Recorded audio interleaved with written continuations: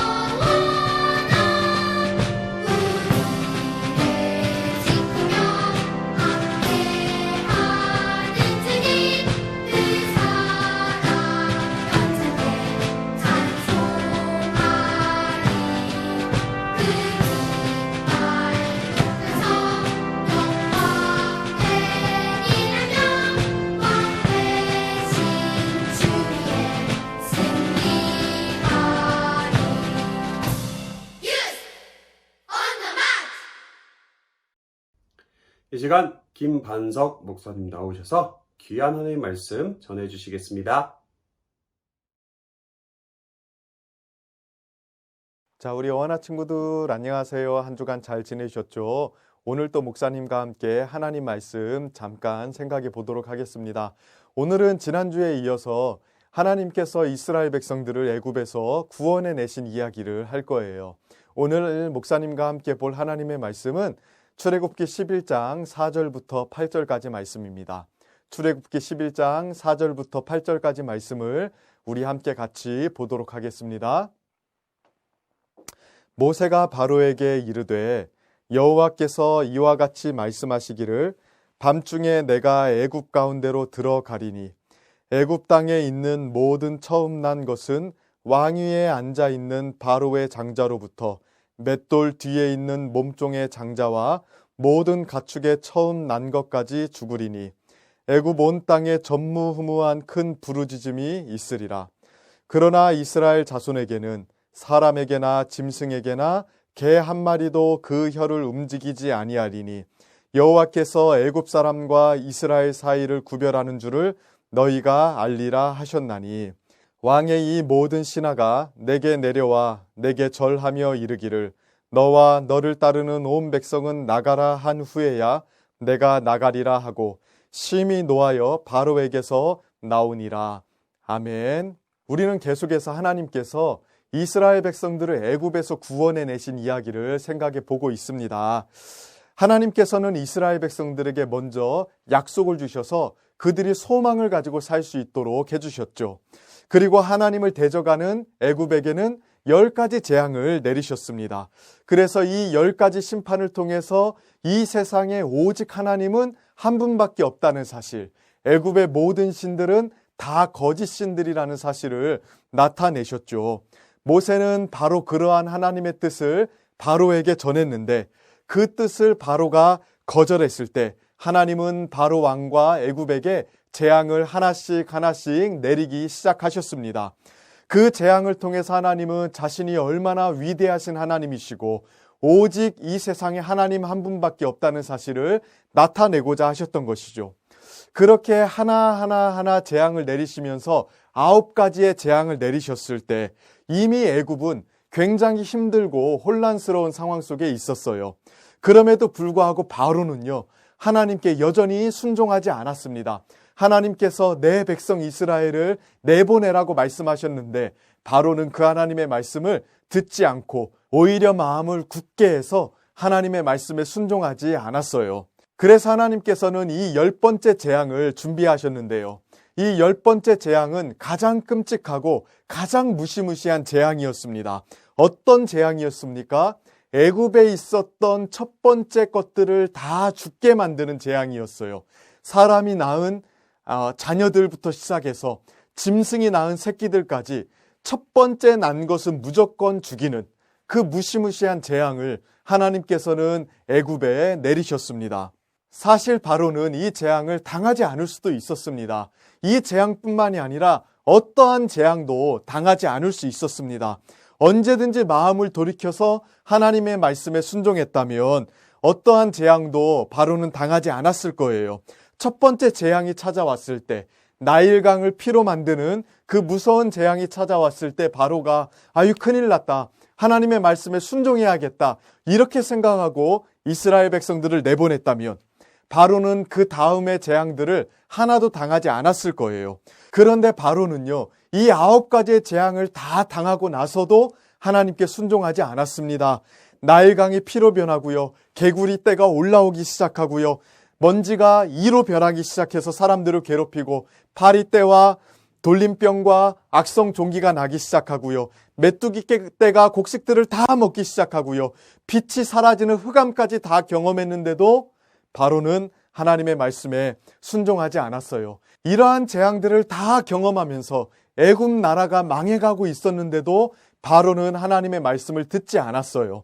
그래서 결국 10번째 재앙, 애굽의 첫 번째 난 것은 다 죽게 되는 재앙까지도 겪게 되었던 것이죠. 우리는 이러한 바로의 모습을 보면서 절대로 이러한 바로의 모습을 본받아서는 안 될 거예요. 하나님은요, 막무가내로 첫 번째부터 재앙을 내리시는 분이 아니거든요. 모세를 통해서 사실은 여러 번 말씀하셨고 재앙을 내리시기 전에도 하나님께서는 모세를 통해서 몇 가지 기적을 보여주심으로써 바로에게 돌이킬 기회를 주셨습니다. 또한 재앙을 하나하나 내리실 때에도 언제나 바로에게 돌이킬 기회를 주셨어요. 바로는 항상 하나님의 말씀에 순종할 기회를 가지고 있었습니다. 그러나 바로는 이렇게 하나님께서 말씀으로 경고하시고 또 여러 가지 재앙으로 경고하셨음에도 불구하고 하나님의 말씀을 듣지 않았어요. 하나님의 말씀을 듣고 돌이켰다면 새로운 기회를 얻었을 텐데 바로는 그렇게 하지 않았다는 겁니다. 우리에게도 마찬가지예요. 하나님께서는 우리에게 언제나 말씀으로 경고하세요. 그렇게 하나님의 경고의 말씀을 들을 때마다 아이고 내가 잘못했구나, 내가 큰일 났구나, 하나님 말씀에 순종해야겠다라는 마음을 가지고 마음을 돌이키고 생각을 돌이키고 뜻을 돌이키면 돼요. 하나님은 그렇게 돌이키는 사람을 내쫓지 않으시고 언제나 품어주시는 하나님이시거든요. 우리 친구들 하나님의 말씀을 들을 때에 우리 친구들은요, 바로처럼 어리석게 하나님의 말씀을 듣고도 버팅기는 게 아니라 하나님 말씀에 순종하면서 돌이키는 친구들 되기를 바랄게요. 이렇게 하나님께서는 애굽에 처음 난 것들을 다 죽게 하심으로써 애굽에 심판을 내리셨습니다.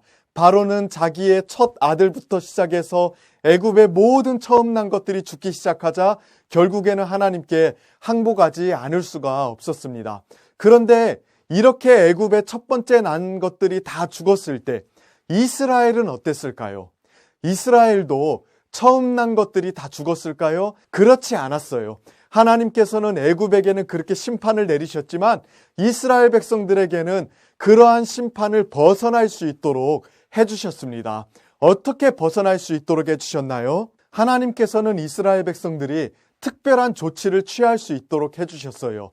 먼저 각 가정마다 순결한 흠없는 어린 양을 한 마리 잡아서 그 어린 양의 피를요 문에 이렇게 바르도록 했어요. 그렇게 문에 어린 양의 피가 묻혀져 있는 그 집에는 하나님의 심판이 임하지 않도록 했습니다. 천사가 애굽의 온 땅에 심판을 내릴 때에 그렇게 문에 어린 양의 피가 칠해져 있는 그 집은 심판을 내리지 않고 그냥 지나갔답니다. 이렇게 해서 하나님께서는 그 집에 재앙을 내리지 않고 그 집을 넘어가셨죠. 그래서 이스라엘 백성들은 하나님의 죽음의 심판이 넘어갔다는 것을 기념하기 위해서 유월절, 영어로는 패스오버라고 이야기하는데 넘어가다라는 뜻입니다. 이 날을 유월절로 지키곤 했답니다. 그런데요, 재미있는 것은 신약 성경에 보니까 하나님께서 이스라엘 백성들을 심판하지 않으시고 넘어간 이 사건, 어린 양의 피를 보시고 이스라엘 백성들을 죽음에서 건져내신 이 사건을 예수님과 연관시켜서 이야기해요. 고린도전서 5장 7절 말씀을 보면 이렇게 이야기를 합니다. 너희는 누룩 없는 자인데 새 덩어리가 되기 위하여 묵은 누룩을 내버리라. 우리의 유월절 양 곧 그리스도께서 희생되셨느니라. 자, 뭐라고 이야기하나요? 예수님께서 유월절 어린 양이 되셔서 예수님을 통해서 우리가 구원받았다고 이야기를 합니다. 자, 이스라엘 백성들이 하나님께서 10번째 재앙을 내리셨을 때 어떻게 구원받았나요? 어떻게 그 죽음의 천사가 그 문 앞을 지나갔나요? 이스라엘 백성들이 어린 양을 잡아서 그 피를 문에 바르니까 죽음의 천사가 그냥 지나갔죠. 마찬가지로 우리 예수님이 유월절 어린 양이 되셔서 우리를 위해서 피 흘려 죽으셨고 우리를 대신해서 피 흘려 죽으셨기 때문에 하나님께서는 우리에게 심판을 내리지 않으시고 우리를 구원하셨다고 이야기를 합니다. 그러니까 그 유월절 날에 죽었던 흠없는 어린 양은 우리 예수님을 가리키는 거예요. 예수님은 유월절 어린 양처럼 우리를 위해서 죽으셔서 우리를 위해 피를 흘리셨어요. 그래서 우리의 모든 죄를 용서해 주시고 하나님의 심판과 지옥의 형벌로부터 우리를 구원해 내셨습니다. 마치 이스라엘 백성들이 어린 양을 잡아서 그 피를 문에 발랐더니 그 피를 보고 하나님께서 이스라엘 백성들을 심판하지 않으셨던 것처럼 말이죠. 하나님은 지금도 우리를 위해서 흘리신 예수님의 피를 보시고 우리에게 형벌을 내리지 않으세요. 우리를 심판해서 구원해 내신답니다. 우리 친구들은 그러므로 이 유월절 사건을 보면서 한 가지를 기억해야 돼요. 예수님께서 우리의 유월절 어린 양이 되어주셨다는 사실이에요. 예수님께서 우리를 위해서 피 흘려 죽으심으로 우리는 하나님의 형벌로부터 건짐을 받았어요. 마치 애굽 사람들이 다 죽어가는데 이스라엘 백성들만 어린 양의 피 때문에 살아남은 것처럼 우리 역시도 죄 때문에 죽어야 마땅한데 우리도 애굽 사람들처럼 죄를 많이 지어서 지옥에 가야 마땅한데 하나님께서 예수님을 우리를 대신해 죽게 하심으로 예수님의 피로 말미암아 우리가 구원받게 되었다는 사실, 이 사실을 우리 친구들 반드시 기억하기를 바라요. 그래서 예수님께서 나를 위해서 피 흘려 죽으셨다는 사실을 믿고 입술로 고백하고 예수님을 따라 살아가는 우리 친구들 되기를 바랄게요. 이 시간 함께 같이 기도하도록 하겠습니다. 하나님 아버지 감사합니다. 애굽 사람들이 죽음의 심판을 당할 때에 유월절 어린 양의 피를 통해서 이스라엘 백성들을 구원해 주신 것처럼 지금도 우리를 예수님의 피로 구원해 주셨다는 사실을 저희가 믿습니다. 하나님, 우리 마음속에 주님을 더욱더 믿는 믿음을 주시고 예수님의 죽으심 때문에 구원받았다는 사실로 더욱더 하나님께 감사하고 찬양하는 우리 친구들 될 수 있도록 도와주세요. 모든 걸 감사드리며 예수님의 이름으로 기도드렸습니다. 아멘.